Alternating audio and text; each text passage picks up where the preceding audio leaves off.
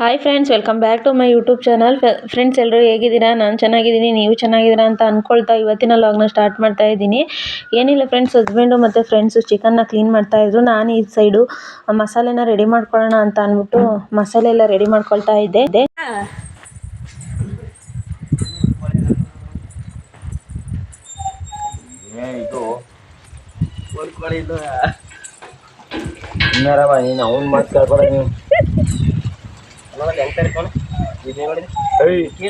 ನೀಟಾಗಿ ಕಿತ್ಕೊಂಡು ಹೋಗ್ತಾನೆ ಬಿದ್ದಿರೋದಿದು. ನೀರ ತಣ್ಣಗೆ ಮಾಡಾಕಿದ್ರೇನು? ಕೈ ಆಡಿಸ್ತಾರ ಇಲ್ಲ, ಕೈ ನಡುಗ್ತಾವ ಕುಡ್ಕೊಂಡು. ಬಸಣ್ಣ, ಇವತ್ತು ಸಂಜೆಗೆ ನೀನು ನನ್ನ ಯೂಟ್ಯೂಬ್ ಚಾನಲಲ್ಲಿ ಬರ್ತೀಯ? ನನ್ನ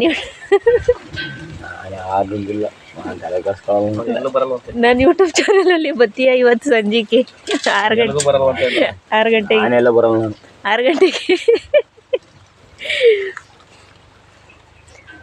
ನಿನ್ ಫೋನ್ ಐತಲ್ವಾ ನಿಂದು? ಯಾರ್ದು? ನಿಂದು. ಇಲ್ಲ ಕಣವ, ದುರದೃಷ್ಟ. ಒಳ್ಳೆ ಕೆಲಸ ಆಯ್ತು ಹಂಗಾರೆ. ಯೂಟ್ಯೂಬ್ ಚಾನಲ್ ನೋಡಿ ಬರಲ್ಲ ಬಂದು ನಾನು ಹಂಗಾರೆ ನೋಡ್ಬೇಕಾಯ್ತು ಅದ್ರಲ್ಲಿ. ಇರ್ಲಾ ಒಂದ್ಸರಿ ಏನ್ ಮೀನಾ ಉಜ್ಜಕ್ಕೆ ಇರ್ಲಾ? ನೋಡ್ಲ ಇಲ್ಲಿ ನೀಟಾಗಿ ಕೇಳ್ಬೇಕಲ್ಲ. ನೋಡ್ರಿ ನಾನು ಇಷ್ಟು ಬೇಕಿದ್ದಾಕಿದ್ನಪ್ಪ. ಏನೋ ಅದ ನೀಟಾಗಿ ಬಿಡ್ಸು ನೀನೇ.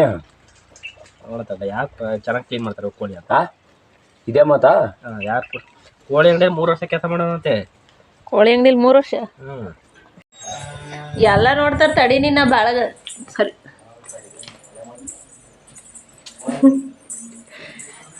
ಫ್ರೆಂಡ್ಸ್, ಕೋಳಿ ಕ್ಲೀನ್ ಮಾಡ್ತಾರಂತ ನೋಡ್ಕೊಂಬರಕ್ಕೆ ಹೋದ್ರೆ ಅವ್ರು ಏನು ಚೆಂದ ಕೋಳಿ ಕ್ಲೀನ್ ಮಾಡ್ತಿದ್ದಾರೆ ಅಂತ ಇಬ್ಬರೂ ಅವ್ರು ಕ್ಲೀನ್ ಮಾಡೋ ಅಷ್ಟೊಳಗೆ ನಾನು ಮಸಾಲೆ ಎಲ್ಲ ರೆಡಿ ಮಾಡ್ಕೊಂಬಿಡ್ಬೋದು.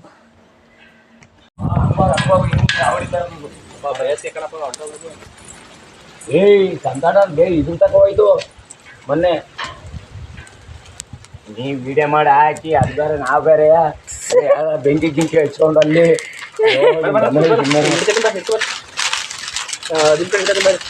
ಬಸಣ್ಣ ವಾಯ್ಸ್ ಉರಿ. ಹೋಗಲ್ಲ ಬಾಯ್ 50 ರೂಪಾಯಿ ಇದ್ದ ಕೊಡಿ ಅನ್ಕೊಡ್ತೀವಿ ನೋಡು. ಹಿಂಗೆ ಇಡ್ಕೋಬೇಕು. ಸ್ವಲ್ಪ ರೊಕ್ಕ ಗಂಟೆ ಇಡ್ತಾರೆ ಅಷ್ಟೇ. ನೀವು ಆದರೂ ನಿಮ್ಮ ಕೈ ಕೋಳಿ ಬಂದು 2 ಅವರ್ ಆಯಿತು. 2 ಅವರಿಂದ ಇನ್ನೊಂದು ಕೋಳಿ ಕ್ಲೀನ್ ಮಾಡೋಕ್ಕಾಗಲಿಲ್ಲ ನೀವು.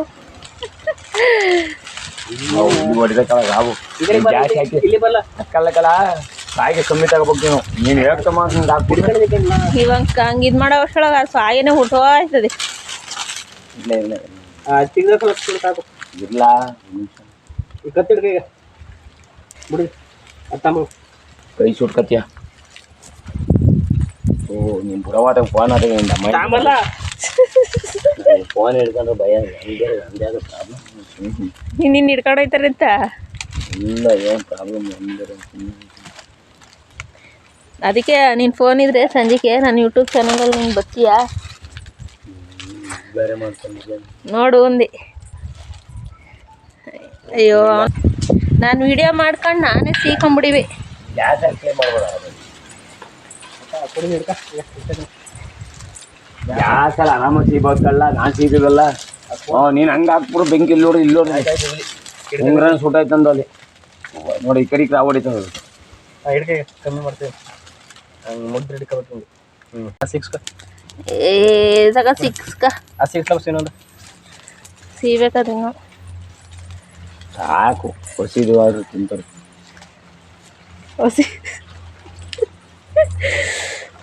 ಹಸಿದಾದ್ರೆ ತಿಂತಾರಂತೆ. ಅಮ್ಮಣ್ಣೊಳಿಕೆ. ಅಯ್ಯೋ ಯಪ್ಪ, ಆ ಕೋಳಿ ಸುಟ್ಟ ಕೈಯಲ್ಲಿ ಗಾಳಿ ಪಕ್ಕದ ನಾನು ಆ ಕಡೆ ಅಕ್ಕೆ ಹಿಡ್ಕೊಂಡಿದ್ದೆ. ಏತು ಅಳ್ಕೊಂಡ್ಬಿಡವ. ಅದೊಂದು ಸಿಗ್ತಾ. ಫ್ರೆಂಡ್ಸ್, ಅವರೂ ಸಹ ಕೋಳಿ ಕ್ಲೀನ್ ಮಾಡಾಯಿತು. ಈ ಸೈಡ್ ನಾನು ಸಹ ಮಸಾಲೆಗೆಲ್ಲ ರೆಡಿ ಮಾಡಿ ಇಟ್ಟಿದ್ದೀನಿ.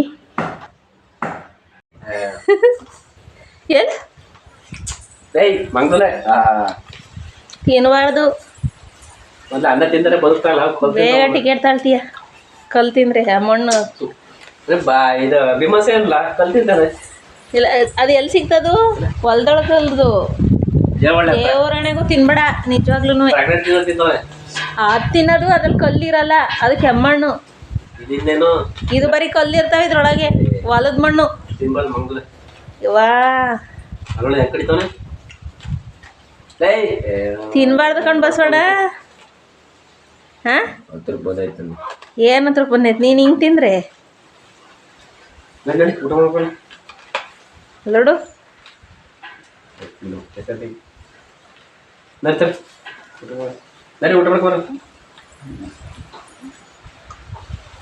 ಹೋರಿ ಫಸ್ಟು.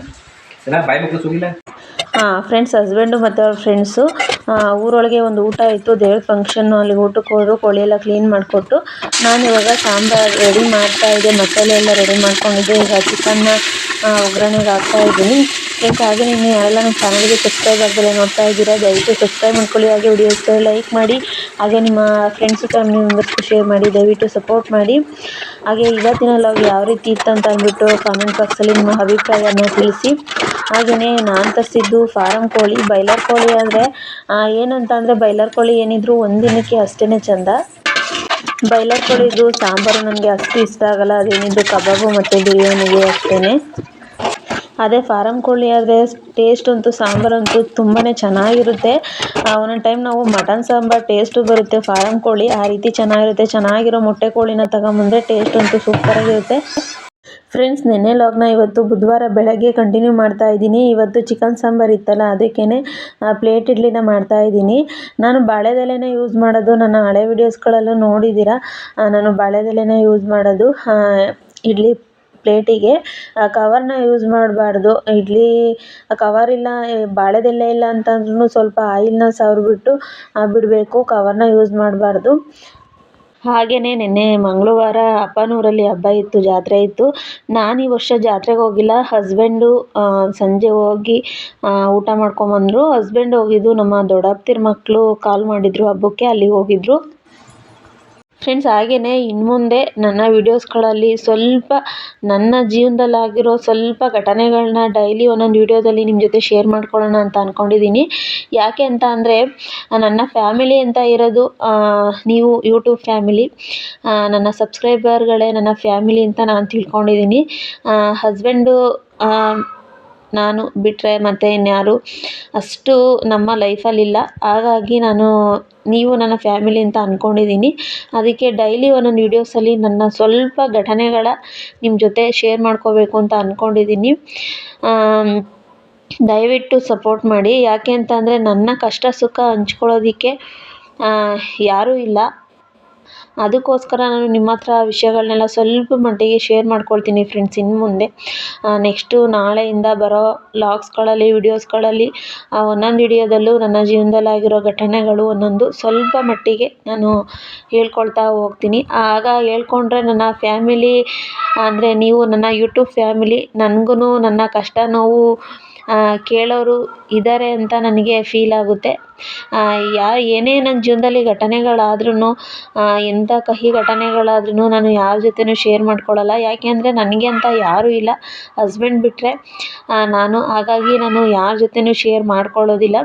ಹಾಗಾಗಿ ನೀವು ನನ್ನ ಫ್ಯಾಮಿಲಿ ಅಂತ ಅಂದ್ಕೊಂಡ್ಬಿಟ್ಟು ಇನ್ನು ಮುಂದೆ ಒಂದೊಂದು ಡೈಲಿ ಒಂದೊಂದು ಸ್ವಲ್ಪ ತಕ್ಕ ಮಟ್ಟಿಗೆ ನಿಮ್ಮ ಹತ್ರ ಶೇರ್ ಮಾಡ್ಕೊಳ್ಳೋಣ ಅಂತ ಅಂದ್ಕೊಂಡಿದ್ದೀನಿ. ಸಪೋರ್ಟ್ ಮಾಡಿ ಫ್ರೆಂಡ್ಸ್. ಅದು ಕಹಿ ಘಟನೆ ಆಗಲಿ ಅಥವಾ ಸಿಹಿ ಘಟನೆ ಆಗಲಿ, ಯಾವುದೋ ಒಂದು ನಿಮ್ಮ ಹತ್ರ ಒಂದೊಂದು ಪ್ರತಿದಿನವೂ ಒಂದು ಶೇರ್ ಮಾಡ್ಕೋಬೇಕು ಅಂತ ಅಂದ್ಕೊಂಡಿದ್ದೀನಿ. ಯಾಕೆ ಅಂತ ಅಂದರೆ ನನ್ನ ಗಂಡನಿಗೆ ನನಗೆ ನನ್ನ ಯೂಟ್ಯೂಬ್ ಫ್ಯಾಮಿಲಿನೇ ಫ್ಯಾಮಿಲಿ ಆಗೋಗ್ಬಿಟ್ಟಿದೆ ಇವಾಗ. ದಯವಿಟ್ಟು ನಾನು ಶೇರ್ ಮಾಡ್ಕೊಳ್ಳೋ ವಿಷಯಗಳಲ್ಲಿ ದಯವಿಟ್ಟು ಯಾರು ಬ್ಯಾಡ್ ಕಮೆಂಟ್ಸ್ ಹಾಕಿ ತಪ್ಪಾಗಿ ಹುಡುಕಿ ಕಾಮೆಂಟ್ಸ್ಗಳು ಹಾಕೋದಕ್ಕೆ ಹೋಗಬೇಡಿ. ಯಾಕೆ ಅಂತ ಅಂದರೆ ಒಬ್ಬೊಬ್ಬರು ಲೈಫಲ್ಲೂ ಒಂದೊಂದು ಪ್ರಾಬ್ಲಮ್ಸ್ಗಳಂತ ಇರ್ತವೆ. ಅವ್ರಿಗೆಲ್ಲ ಫ್ಯಾಮಿಲಿಗಳಿರ್ತವೆ ಹೇಳ್ಕೊಳ್ಳೋಕ್ಕೆ. ಈಗ ನನ್ನ ಕಷ್ಟ ಸುಖ ಹೇಳ್ಕೊಳ್ಳೋದಕ್ಕೆ ಅಣ್ಣನೋ ತಮ್ಮನೋ ಯಾರೋ ಫ್ಯಾಮಿಲಿ ಅಂತ ಇದ್ದಿದ್ರೆ ನನ್ನ ಕಷ್ಟ ಸುಖನ ಅವ್ರ ಜೊತೆ ಶೇರ್ ಮಾಡ್ಕೊಳ್ಳಿವೆ.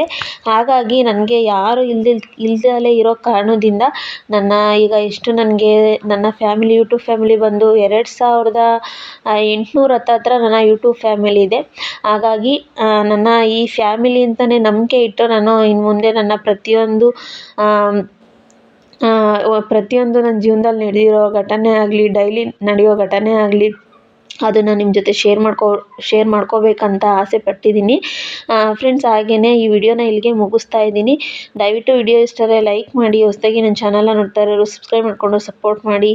ಈ ಹಳ್ಳಿ ಹುಡುಗಿನೂ ಸಪೋರ್ಟ್ ಮಾಡಿ ಬೆಳೆಸಿ ಅಂತ ಕೇಳ್ಕೊಡ್ತಾ ಇಲ್ಲಿಗೆ ನನ್ನ ಇವತ್ತಿನ ಲಾಗ್ನ ಮುಗಿಸ್ತಾ ಇದ್ದೀನಿ. ಬಿಸಿ ಬಿಸಿ ಇಡ್ಲಿ ಮತ್ತು ಚಿಕನ್ ಸಾಂಬಾರು ರೆಡಿಯಾಗಿದ್ದಾವೆ. ಇವಾಗ ಹಸ್ಬೆಂಡ್ಗೆ ಮತ್ತು ಹಸ್ಬೆಂಡ್ ಫ್ರೆಂಡ್ ಇದ್ದಾರೆ, ಅವ್ರಿಗೂ ಸಹ ಇವಾಗ ಹಾಕ್ಕೊಡ್ಬೇಕು. Thank you friends.